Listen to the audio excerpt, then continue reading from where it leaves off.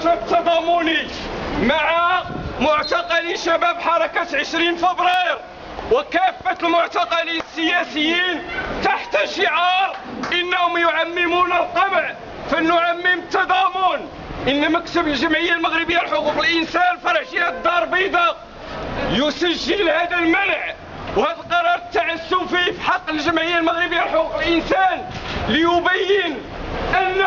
عملية القمع هي عملية ممنهجة تستهدف كل الأصوات الحرة المطالبة بالحرية والكرامة والعدالة الاجتماعية.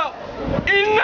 جميع عائلة المعتقلين والمعتقلين السياسيين السابقين وقيادة الجمعية ومختلف الهيئات الديمقراطية والتقدمية التي حضرت إلى هذا النشاط نسجل من خلالها اليوم هذا القرار ديال المنع ونعبر عن استمرارنا في البرنامج الكامل لأنشطة هذا اليوم بما فيه حضور المحكمة الجائرة لإدانة الأحكام وأشكال الاستهداف حركة الشباب 20 فبراير وكذلك الدخول في إضراب على الطعام رمزي تضامنا مع معتقلي الحركة. عاشت الجمعية المغربية لحقوق الإنسان